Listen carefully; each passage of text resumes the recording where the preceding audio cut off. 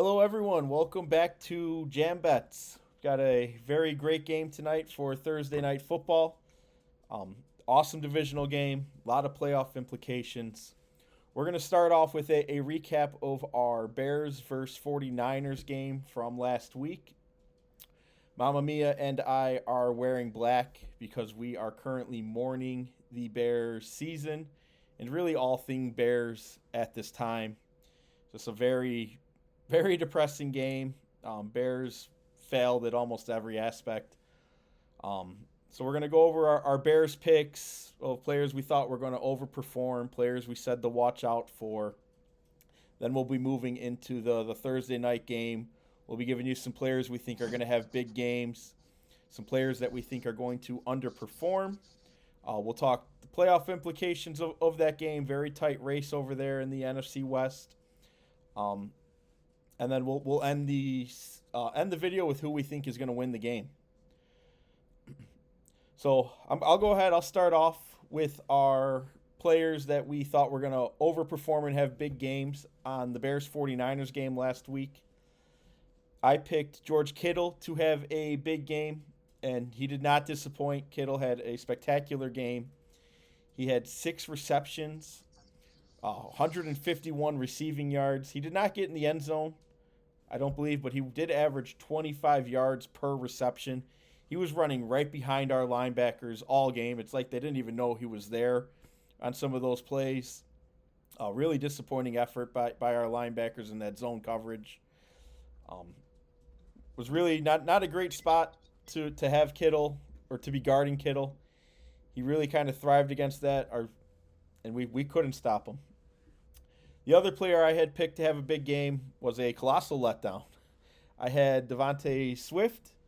Now we can say it was the game script. However, Swift still somehow managed to get 14 carries in that game, even though it was a blowout from the moment it started. Swift did somehow manage to get 14 carries. However, he only got a measly 38 yards. He averaged 2.7 yards per carry, just completely abysmal. Especially when you factor in towards the end of the game or really beyond the first quarter that the 49ers were likely playing pass, and he still couldn't get any runs going. So went 1-for-1 on players I thought was going to have a big game.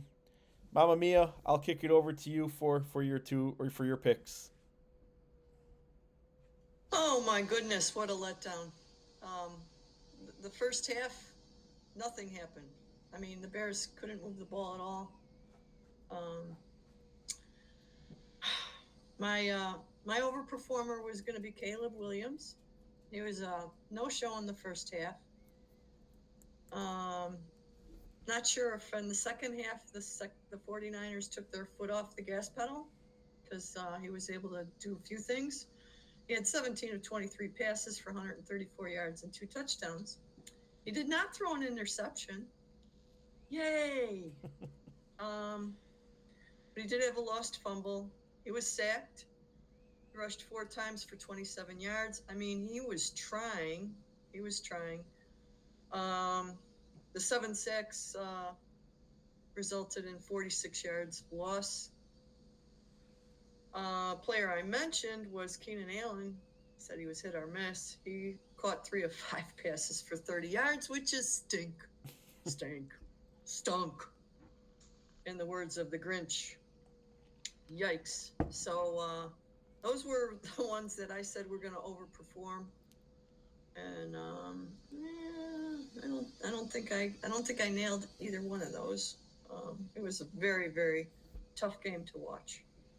And then our friend joined us, and he had a couple of picks, Mike, for overperforming.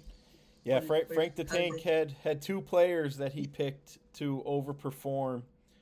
First player he picked was Purdy. Purdy did really whatever he wanted to the Bears defense. Purdy had 325 passing yards, 2 touchdowns, no interception. I believe he had a 105 quarterback rating. Purdy the 49ers in general just demolished the Bears. The other player Frank the Tank picked was Isaiah Guerendo. Zay Garendo had 15 carries for 78 rushing yards, and he had two rushing touchdowns as well on top of that. He did get injured towards the end of the game, but Garendo still was really unstoppable. Bears had no answers for him. It was just a completely lopsided one-way game.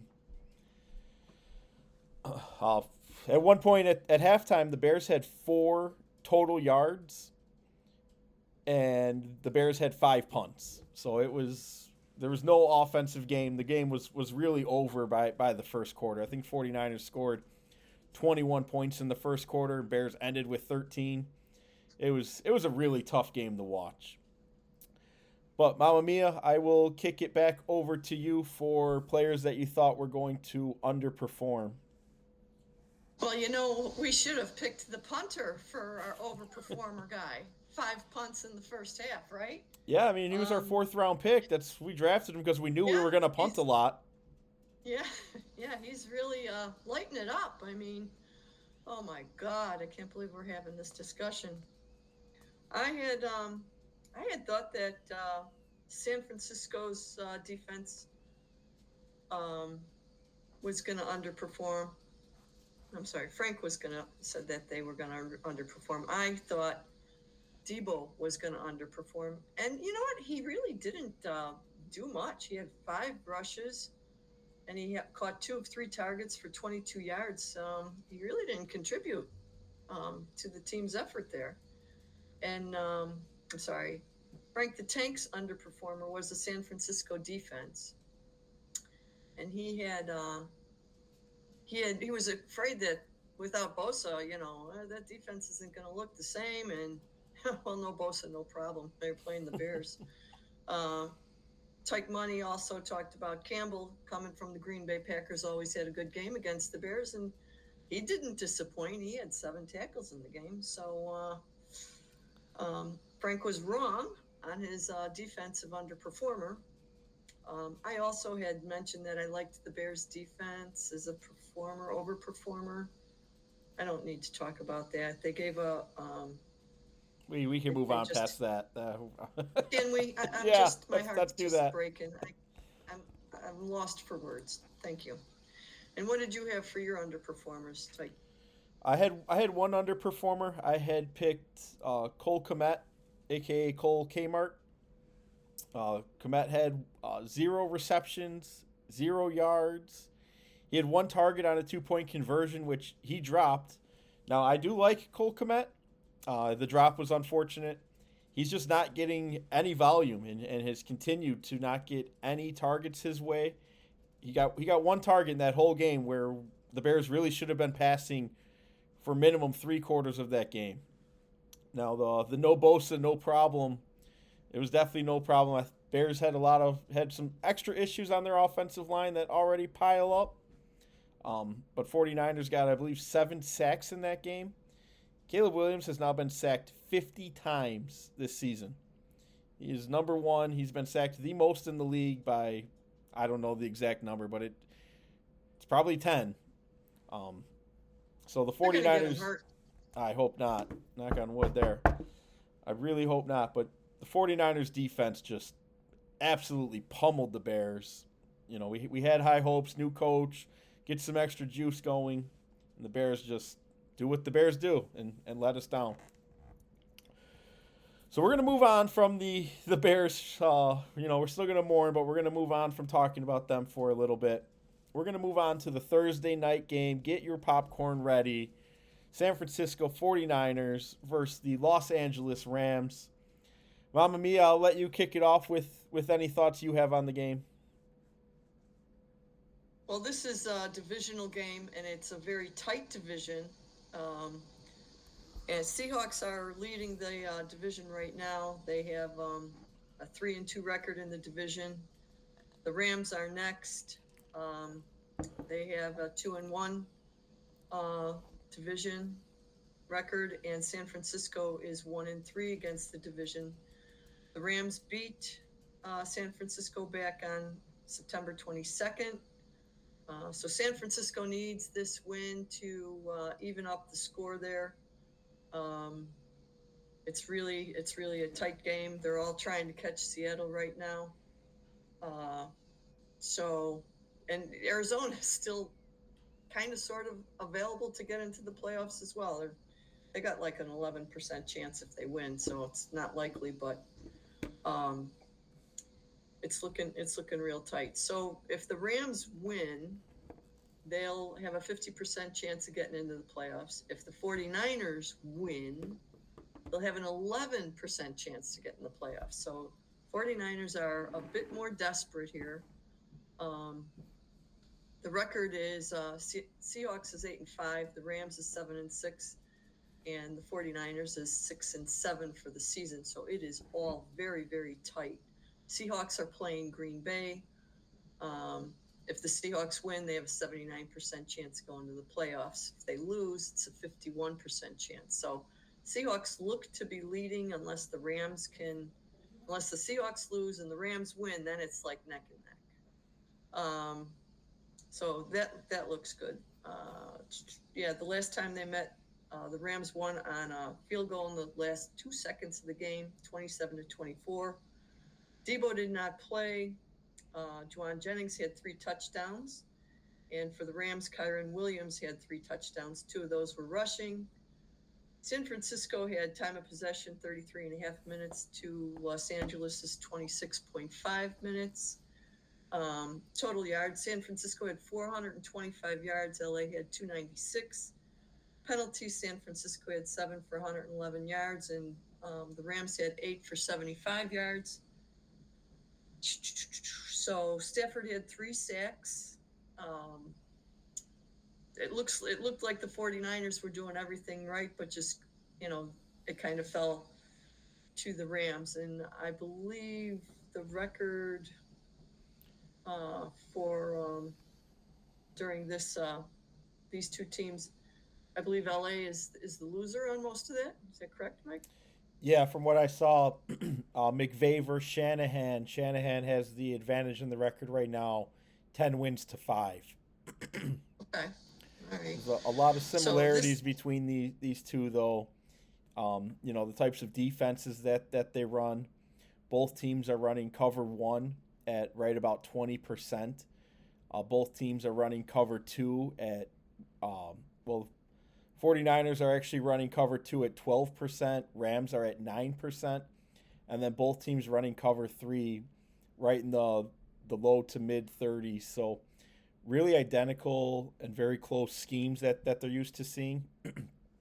I don't think that's coincidence that these two from the same tree, being friends, are running the same type of defensive schemes, almost at the same amount of percentages as well. yeah, these are 2 really good teams. There's some injuries. The Rams are missing 2 wide receivers, Demarcus Robinson and Whittingham, tight end Allen, couple DB Durant, defensive tackle Tyler Davis, offensive lineman Leviston. San Francisco is, um, well, they did not practice. Garendo did not practice, so that could be an issue. Trent Williams is out still. They're another offensive line, Barch, and then Joey Bosa. Those guys did not practice, so um, it looks like those are some significant injuries on both teams. Do you want me to go ahead with my favorites, my overperformers? Yeah, let's go ahead. Who do you have for your overperformers? Um, I really think Kyron Williams is going to have a big day. He had, the 3 touchdowns last time. He rushed her 24 times for 89 yards in the last game. He's pretty slippery. He had a good game against Buffalo, who has a pretty good defense, and San Francisco just beat the Bears. So it's kind of like, they might be thinking they're a little fuller of themselves than they should be, because the Rams are starting to heat up at the right time, and I think that their coach is going to find ways to get Kyron Williams into the end zone again. I also, obviously, how do you not like Pakua? He's the best wideout in the league right now. So, um, I don't know that San Francisco has an answer for him, especially with the way that Rams offense is heating up right now. You want to go with your good guys, your overperformers? Yeah, I'll go with my overperformers. Really targeting just one. I think it's going to finally be the Deebo Samuels game. Um, 49ers really seem to have figured their offense out in the Bears game. It's easy to beat down on the Bears, but the Bears were playing good competitive teams closely the past couple weeks. So I think that does go to show a little bit of how the 49ers are progressing. Debo didn't get many looks in last week's game. I do expect that to change. I think a lot of the focus will be on Juan Jennings, um, which may leave some opportunities to Debo Samuels. Debo Samuels has very good analytics on these types of defenses that he'll be seeing as well. Um, I expect, especially with Garendo maybe being questionable, we'll see who the 49ers bring in. I think they have another running back on the roster who stepped in when Taylor, Garendo went out. Patrick Taylor. Um, but I could see Debo getting some reverses, maybe even lining up in the backfield, catching some swing passes. I think the 49ers will try to unleash him. He really hasn't had a good game all year. And this is a Mm-hmm. game where the 49ers desperately need him to show up. So I can see Debo coming in and having a good game. That's a good pick because he's due, and you're right. They definitely need him, and he was not. I think he was injured at the last during their last meeting, so he's probably ready to go off. Um, so on my underperformer, I'm gonna go with Patrick Taylor. I'm gonna pretend that Garendo is out with that foot injury, and Patrick Taylor is the backup to the backup to the backup. so I'm kind of wondering, it's probably not always plug and play. It seems to me that when you get that deep into your bench, that you're probably not gonna have the performance of a CMC or a Mason kind of guy, or even Garando. I mean, to have three stellar running backs the way they have, your fourth one he can't be that good. He just can't. So he averaged 3.6 yards per carry. Um, I think he's just going to have a struggling time, even if Garendo does play on a limited basis. I don't see this kid getting off very well, even though the Rams did give up. Well, I don't know if they gave up a lot of rushing yards to James Cook last week. I think they kind of held him a little bit. So I do think that they're going to hold either Garendo or Patrick Taylor down for a little bit. So that's who I have for my underperformer. How about you? For my underperformer, I'm going to take Cooper Kupp as my underperformer. I think Puka has really taken over that wide receiver one role. He's getting a lot of volume, pretty much all of the targets. Um, I think in this divisional close must win game, I think Stafford's going to throw the ball to his guy, and that's really what Stafford does best when he has a receiver he likes. He throws him the ball every time. So I don't really see that changing. I see the ball getting to Puka's hands. Cooper may be out there on a couple. Cooper may even convert a couple key first downs. He may have a good game for the 49ers or for the Rams. But I think more fantasy wise, I'm not putting a lot of faith in Cooper Kupp this week. 49ers definitely know Cooper Kupp. They've been playing against him for years. He is unfortunately getting to the back end of his career as well. I think that torch has officially passed over to Puka. So I'm staying away from Cooper Kupp this week wherever possible. I don't like the scheme that the 49ers are going to be implementing. Cooper does not generally bode well versus the cover three and those types of shells. He's really kind of on those out routes. He's going a little bit deeper. I don't see a whole lot of opportunity for Cooper to have a big game. Okay. So, Mamma Mia, who do you see winning the game? And do you think they cover the 3 points? Oh, that's right. It's San Francisco favored by 3. Mm-hmm. Um, I I can never pick the San Francisco 49ers. I can never forgive them. I can never forgive them. They one of my first football games was in Wrigley Field, and they were playing the Bears, and they tackled and hurt, severely hurt, Gale Sayers. And I will never forget that, and I will never forgive them, and I will never pick them, even if they go to the Super Bowl. I don't pick them. So I am not picking them for personal reasons. Yes, it's personal. Um, I am taking the Rams. I think it's going to be a really close game, and I'm hoping 24-23. How 20, about you? 24-23. All right, going down to the wire. Yeah, yeah. Well, they're gonna battle this one out. This is a get your popcorn ready game for sure. Um, on average, points per game, LA has scored 22 points, and San Francisco has scored 23. So I'm giving San Francisco all their 23, but the Rams are going to figure out a way how to win this game. I'm confident of that. I like it. How about you? I'm going to go the other way. I think the 49ers are going to win this game. I don't know if they're going to cover, so I would probably be with you if I was taking the points, but I think the 49ers will win this game. 49ers are at home. The other matchup was in LA. Shanahan does seem to have McVay's number to a degree, although I think McVay's won 3 of the past 5. I see Shanahan getting a win here. This is an absolute must win for the 49ers. I think you mentioned it that if they were at a 7% chance to make the playoffs right now, but if they lose, what'd you say, it goes to a 5% or 4%? It's still very low. If they win, yeah, if they win, it's 11%. If they lose, it's 2%. 2%. So they are desperate. Yeah. So they have to win this game. They know that. Shanahan's definitely telling his team that if they don't already know, which they may not. Puka Nakua didn't even know where he was playing at. So maybe the 49ers don't either, but I doubt it. So I'm going to take the 49ers to win. If I had to pick against the 3-point spread, I would take the 49ers to cover, but I feel more comfortable with just the 49ers to win. Mamma Mia, any other notes you've got for the game?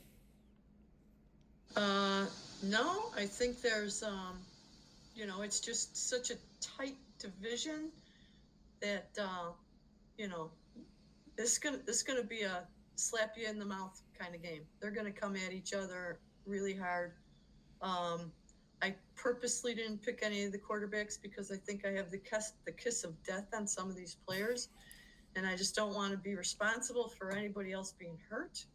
So hopefully, God bless my little Matthew Stafford, and he stays healthy, and Brock Purdy as well. But they can knock him out for a couple plays at least. That would be okay. Just don't hurt him for the whole season.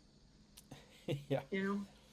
All right, so that's all we have here at Jam Bets. Thank you everyone for tuning in. We will see you on Sunday with a recap of our Thursday night game, along with our picks and plays for the rest of Week 15. Bye, everyone. Take care.